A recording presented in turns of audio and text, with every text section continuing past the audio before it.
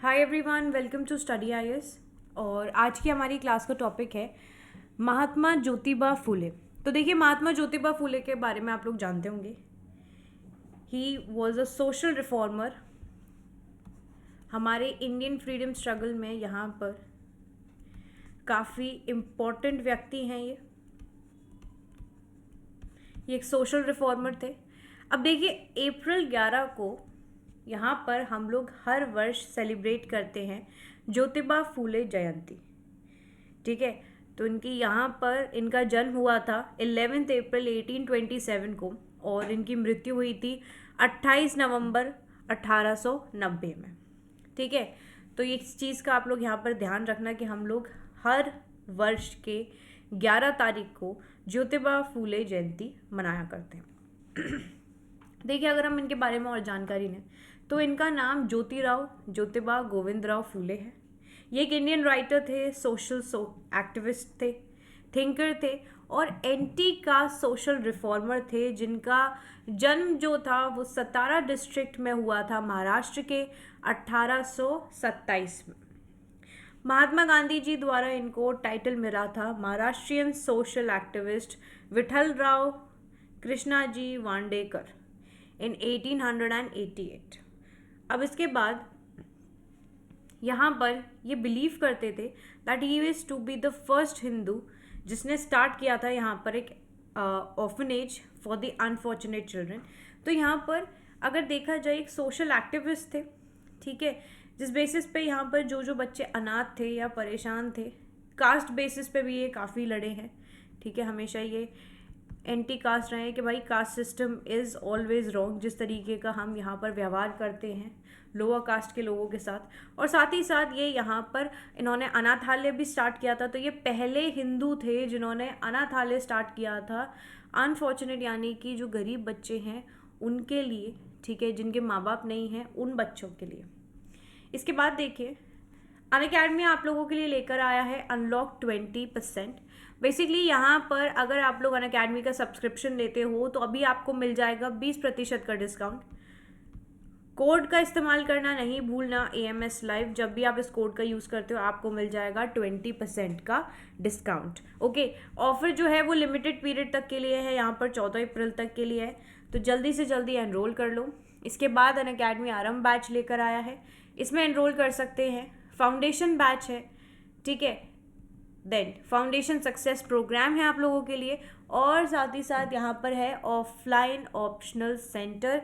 जिस भी आप प्रोग्राम में एनरोल करोगे कोड का इस्तेमाल करना आपको नहीं भूलना है।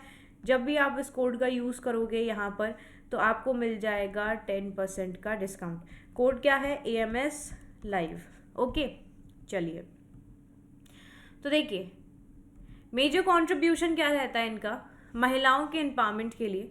सबसे पहले इन्होंने यहाँ पर रिहैबिलिटेशन बनवाया था विडोज़ के लिए, जो विधवा महिलाएं थीं उनके लिए रिहैबिलिटेशन बनवाया गया। ज्योतिबा ने यहाँ पर रियलाइज़ किया कि जो बैड कंडीशन हैं विधवाओं की, वो यहाँ पर देखिए बेसिकली क्या था कि उस टाइम पर जिस तरीके का माइंड सेट था, पेट्रियार्कल सोसाइटी थी। यहाँ पर किसी भी महिला का अगर पति जो था उसकी मृत्यु हो जाती थी, उसकी डेथ हो जाती थी, तो लोग यहाँ पर उसको बड़ी ही ख़राब नज़र से देखा करते थे, अशुभ मानते थे, और उसी बेसिस का ट्रीटमेंट यहाँ पर उनको दिया जाता था।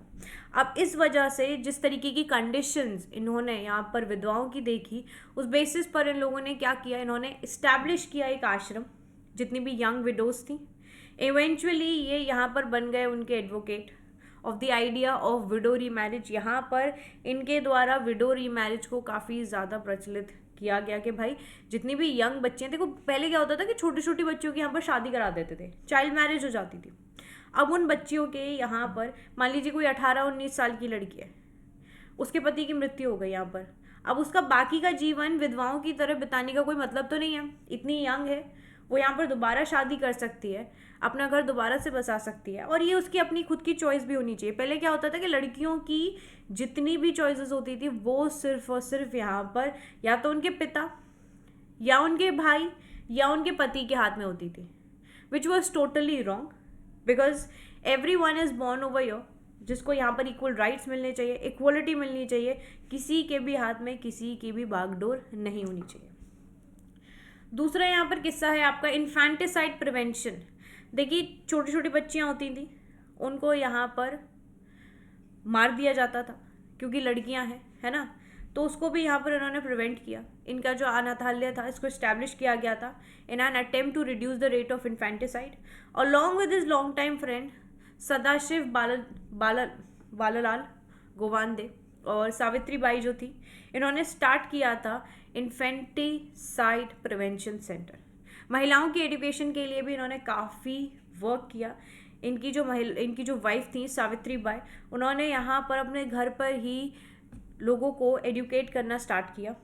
ठीक है, इन्होंने खुद अपनी वाइफ को एक तरीके से अच्छी खासी एजुकेशन दिलाई। उसके बाद उनको यहाँ पर टीचर बनवाया। ठीक है, वो यहाँ पर वर्क करती थी। उस टाइम पर सोचो, ऐसे टाइम पर वर्क करती थी जब पेट्रियार्कल सोसाइटी थी, लोग कितना गलत बोलते थे महिलाओं को जो भी यहाँ पर वर्क करने जाती थी। उनको बहुत यहाँ पर ताशनाएं जो थी वो सहनी पड़ती थी।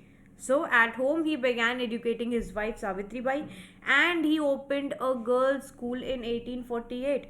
तो यहाँ पर इन्होंने 1848 में अपना स्कूल खोला लड़कियों के लिए।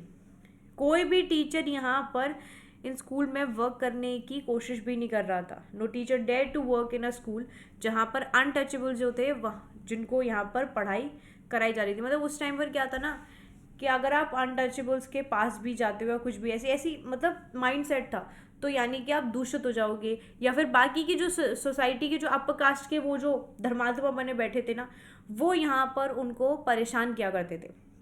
तो इस वजह से कोई भी टीचर अग्री ही नहीं कर पा रहा था कि वो स्कूल में आके पढ़ाए।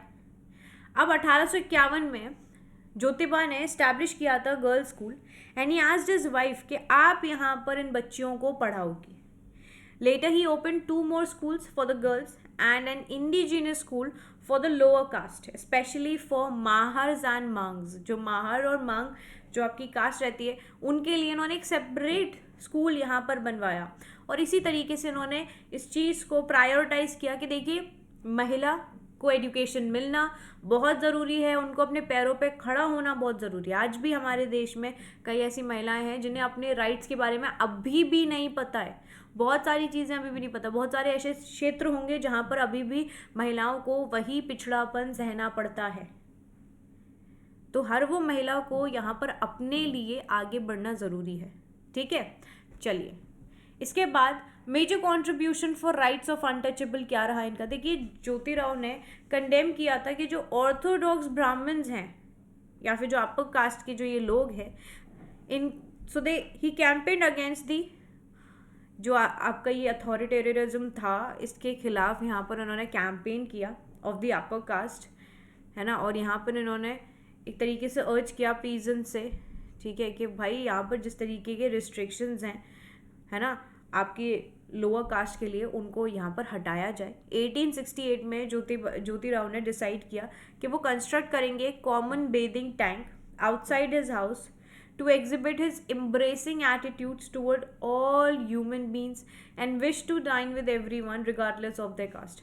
अब यहाँ पर इन्होंने कहा कि चलो तुम यहाँ पर अपना ये मतलब अथॉरिटिव बिहेवियर जो है वो यहाँ पर बिहेव कर रहे हो उस बेसिस से, बट मैं तो ऐसा नहीं करूँगा ना, मैं तो मानता ही नहीं हूँ कि कास्ट कोई चीज़ है यहाँ पर।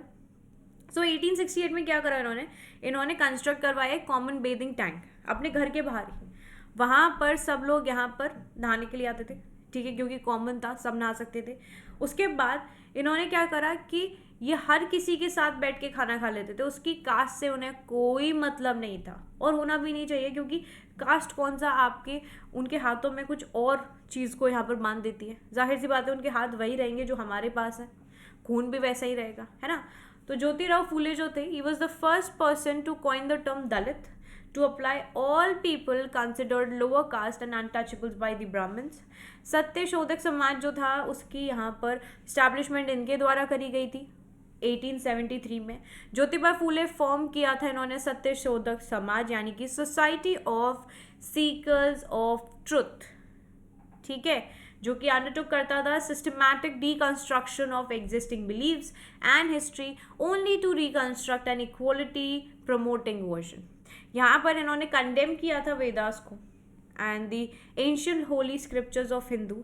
He traced the history of Brahmanism through several other ancient texts and held the Brahmins responsible for framing the exploitative and inhuman laws in order to maintain their social superiority by suppressing the Shudras and Ati Shudras in the society. तो basically यहाँ पर इन्होंने हर चीज़ को पढ़ा, वेदों को पढ़ा, सारी जितना भी एंशियंट टेक्स्ट है उन सब सारी चीज़ों को पढ़ा, और हिस्ट्री को ट्रेस करने के बाद इन्हें ये चीज़ रियलाइज़ हुई कि जो ब्राह्मण्स हैं उन्होंने अपने आप को यहाँ पर सुपीरियर रखने के लिए उन्होंने सप्रेस किया शूद्र कम्युनिटी को, ठीक है। शूद्र और अति शूद्रों को तो यहाँ पर, अति शूद्रों को तो ये कुछ मानते ही नहीं थे, जिस जगह से ये गुजर रहे हैं वहाँ से तो वो गुजर ही नहीं सकते थे।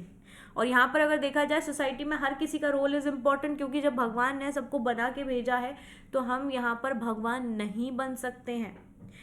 तो यहाँ पर जो पर्पस था सत्य शोधक समाज का, that was to decontaminate the society from the caste discrimination, और लिबरेट करें हम ऑप्रेस्ड लोअर कास्ट पीपल को फ्रॉम द स्टिग्मास जो कि यहाँ पर ब्राह्मण्स द्वारा बनाए गए। Membership to the Samaj was open to irrespective of caste and class. Okay, चलिए फेमस वर्क अगर हम इनके देखें तो देखिए इन्होंने यहाँ पर काफ़ी सारी किताबें लिखी वैसे। So he wrote the well known book including Gulamgiri, ठीक है, गुलामगिरी इन्होंने द्वारा ही लिखी गई है जिसका मतलब होता है slavery. Then Shetkaryacha Asud, cultivators whipcord. Then he also pen some stories जैसे कि तृतीय रत्ना है आपकी, है ना, और ब्रह्मांचे है, ब्रह्मांचे के साब इशारा है। ही रोट ड्रामाज लाइक सत्सार, अंक 1 एंड अंक 2, which were enacted under his directives to spread awareness against the social injustice. And he also wrote books for Satya Shodhak Samaj जो कि डील करती थी with the history of Brahmanism, और outline किया इन्होंने पूजा protocols को, that the lower caste people were not allowed to learn as well. इन्होंने इस चीज़ को यहाँ पर बताया कि जो ये लोअर कास्ट लोग हैं इनको यहाँ पर पढ़ने की भी इजाज़त नहीं थी। ओके, चलिए आई होप आप लोगों को ये जो टॉपिक है क्लियर हो गया होगा, पता चल गया होगा कि भाई हर 11 तारीख को हम यहाँ पर किसकी, 11 अप्रैल को किसकी यहाँ पर जयंती मनाते हैं, ज्योतिबा फूले की। और ये यहाँ पर एक सोशल रिफॉर्मर रहे जिन्होंने हर तरीके से लोअर कास्ट की मदद करने की कोशिश करी, महिलाओं की मदद करने की कोशिश करी, ठीक है, हर एस्पेक्ट में।